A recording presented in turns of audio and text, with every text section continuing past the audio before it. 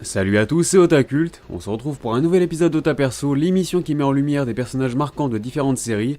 Cette fois-ci on s'attaque à l'un de mes antagonistes préférés, Yoshikage Kira, issu du manga JoJo's Bizarre Adventure.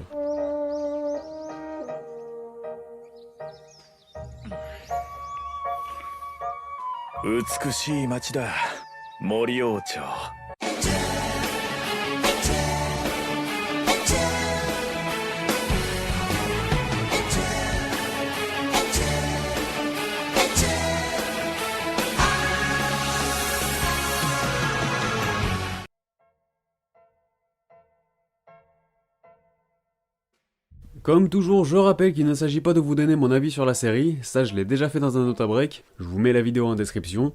Dans cette émission centrée sur les personnages, j'essaye de concentrer ma critique au mieux sur ces derniers, en passant par plusieurs points qui me font office de critères pour juger si à mon sens un personnage est bon ou mauvais, à savoir sa personnalité, son développement, son histoire, son chara-design, son utilité, son but, sa relation avec les autres personnages, et surtout son influence dans l'œuvre. Je vous partagerai également ces moments mais aussi ces répliques qui m'ont le plus marqué. Pour développer mes propos, je vais être contraint de spoiler quelques événements importants de la partie 4 de JoJo's, donc si tu n'es pas à jour, je te conseille de te faire la partie avant pour éviter les spoils. Cela dit, je ne pense pas que cela te gâcherait le plaisir, mais sait-on jamais, bref, tu le fais comme tu le sens. Bref, pour ce 4ème épisode d'Ota Perso, projecteur sur l'un des antagonistes les plus marquants du Shonen Jump. Avant de rentrer dans le vif du sujet, commençons par une petite présentation. Qui est Kira Yoshikage ? Comme introduit plus tôt, Kira Yoshikage est l'antagoniste de la 4ème partie de JoJo's Bizarre Adventure intitulée Diamond is Unbreakable, disponible chez Tonkam. L'anime est quant à lui disponible en simulcast chez ADN et en DVD Blu-ray chez Kazé. Il s'agit d'un tueur en série, psychopathe et fétichiste des mains de femmes. Un fétiche qui lui vient de son enfance sur laquelle on reviendra tout à l'heure. Avec des dizaines de meurtres à son actif afin d'assouvir ses désirs, il opère systématiquement à Morio, une petite ville japonaise dans laquelle il réside.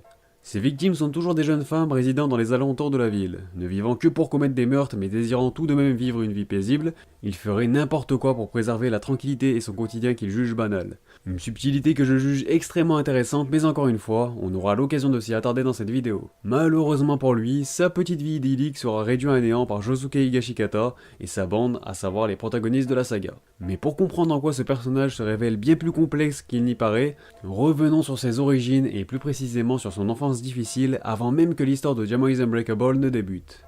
Ayant perdu ses parents lorsqu'il était âgé de 21 ans, Kira est un homme qui a dû se forger seul à une époque où il allait entrer activement dans la vie adulte.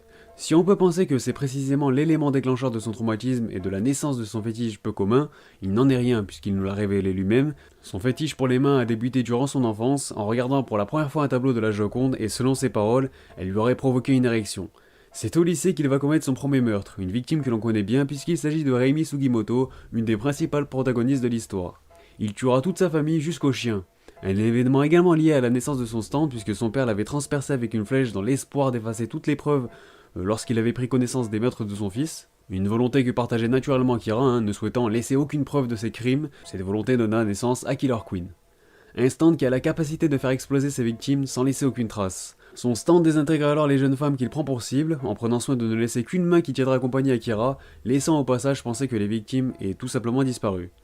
Bien que le nombre de personnes portées disparues aurait fini par attirer l'attention des autorités de la ville de Morio, il n'y aurait aucune raison que Kira soit impliqué, car ce dernier n'aspire qu'à une vie simple et paisible, un stand qui lui permettra d'agir dans l'ombre pendant longtemps. Avant de revenir plus en détail sur les capacités de son stand, qui est l'un de mes préférés de la série, on va maintenant se pencher sur la personnalité de Kira et ce qui fait à mes yeux la grande force de ce personnage. Pour vous résumer le tout, Kira est un tueur en série qui s'est forgé un caractère de psychopathe, narcissique et égocentrique. Tout à l'heure je vous parlais de subtilité, et bien justement, un des points qui m'a tout de suite interpellé lors de ma lecture est le fait que Kira déteste être le centre de l'attention, malgré le fait qu'il possède des facilités dans quasiment tout ce qu'il entreprend, et ce, depuis son plus jeune âge. Ce dernier pourrait vraiment devenir une personne admirable, adulée de tous, mais non, il préfère vivre dans son coin, commettre des actes abominables dans le but de réaliser ses fantasmes. Sa personnalité est tellement troublée qu'il n'a même pas conscience de faire le mal. À ses yeux, tuer des femmes pour ainsi collectionner leurs mains et leurs ongles même est une chose tout à fait normale dans son quotidien qu'il juge lui aussi normal. Et c'est ce décalage qui rend cet antagoniste si atypique et unique. Il n'y a pas deux personnages comme Kira Yoshikage, que ce soit au sein de l'univers de JoJo's ou autre. Il s'agit d'un personnage qui agit avec une extrême prudence, une prudence parfois même maladive, tellement il a à cœur de préserver sa tranquillité tout en continuant à enchaîner les victimes.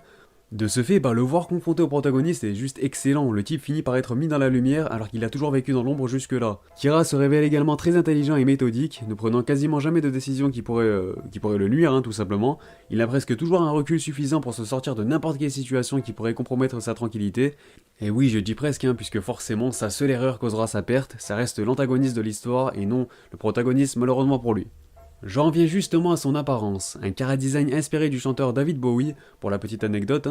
Vous voulez une preuve de son intelligence? Kira adopte différentes apparences dans l'histoire, la première est son corps d'origine et la seconde vient lorsqu'il prend possession d'un corps étranger. Des apparences en accord avec sa personnalité, simples, se fondant facilement dans la masse, toujours dans l'optique de mener sa petite vie tranquille, alors qu'en réalité il commet les méfaits plus que jamais impardonnables. Poursuivi par Josuke et sa bande, il décide de s'enfuir mais étant donné que son identité est découverte, cela l'oblige à changer d'apparence et d'usurper l'identité d'un autre homme. Ce qui renforce son côté égocentrique, allant même jusqu'à briser une vie de famille dans le seul et unique but de préserver sa tranquillité. Passons maintenant à son stand Killer Queen, qui au final est une partie de lui-même. Un stand à courte portée pouvant faire exploser n'importe quoi au moindre contact, un stand qu'il utilise brillamment pour se défaire de ses ennemis. En effet, Killer Queen a aussi la capacité de faire exploser tout ce qui touche un certain objet. Cependant, il ne peut contrôler qu'une seule bombe à la fois, et encore heureux, sinon il serait beaucoup trop cheaté. Le stand se divise en plusieurs systèmes de bombes plus ou moins puissantes, la première étant déjà présentée. Mettons maintenant en lumière la seconde phase, She-Heart Attack. Celle-ci prend la forme d'un espèce de petit véhicule miniature étant capable de désintégrer toute chose par explosion en détectant ses cibles grâce à la température de leur corps, idéal pour traquer ses ennemis dans l'ombre, même si la portée reste toujours réduite bien entendu. Il y a aussi Beat the Dust qui agit comme une bombe temporelle déclenchant des bonds d'une heure en arrière, permettant ainsi à Kira d'échapper à n'importe quel problème lié à la découverte de son identité. Mis à part le détenteur, une fois le temps rembobiné, les personnes éliminées par Beat the Dust ne se souviennent plus de ce qui s'est déroulé au début de la journée, et tout reprend son cours précisément comme l'a déjà vécu le détenteur du stand, tandis que les victimes éliminées par Beat the Dust ne sont désormais pour toujours une fois réalisées. A noter que les actions effectuées se répètent toujours d'une manière ou d'une autre dans le cours de la journée rembobinée. Beat the Dust protège également et automatiquement Kira contre tous les dangers possibles afin de veiller à ce que les cibles gênantes à son encontre soient totalement éliminées. Un stand plus complexe qu'il n'y paraît, notamment avec son mode Stray Cat pour le combat final face à Crazy Diamond de Josuke, parce que Kira fusionne son pouvoir avec des bulles d'air de Stray Cat, Killer Queen crée des bombes à air que Kira peut faire exploser au contact ou alors les commander à distance et les faire exploser quand il le souhaite. Bref, c'est un beau bordel mais c'est stylé. Donc j'ai pris le temps de m'attarder en détail sur son stand car il offre une palette de combats très riche à Kira, lui permettant de s'adapter à n'importe quelle situation pour en sortir vainqueur. Je trouve ce stand beaucoup trop stylé, de son chara-design aux différentes capacités qu'il propose, tout est beaucoup trop classe. Forcément, le charisme de Kira n'en est que d'autant plus décuplé, cela nous offre des combats mémoriaux aux multiples facettes et possibilités, ce qui participe à rendre la partie toujours plus divertissante. Autre point que je juge essentiel à aborder, l'importance du personnage de Kira au sein de l'œuvre. Outre son influence forcément grande dans la série puisqu'il s'agit de l'antagoniste, la personnalité atypique de Kira est en totale adéquation avec le côté unique de la partie du Ama is Unbreakable. Tout se déroule au même endroit, dans la ville de Morio, le principal terrain de chasse de Kira. De ce fait, un décalage se crée également de ce point de vue puisque contrairement aux autres antagonistes, Kira est tapissé dans l'ombre des protagonistes dès le début de l'intrigue et ne cherchera jamais à s'attirer la lumière. Vous l'avez compris, il s'agit d'un personnage que j'adore pour toutes les raisons que j'ai évoquées. On conclura par une de ces citations qui me fumera toujours. Bon sang, cette femme à droite. Je rêve tellement de lui révéler ma véritable nature, je veux qu'elle entende le cri du cœur de Yoshikage Kira. Pouvoir étrangler son cou fin et délicat de mes propres mains, ça, quel plaisir. Une citation qui résume assez bien la folie de ce personnage.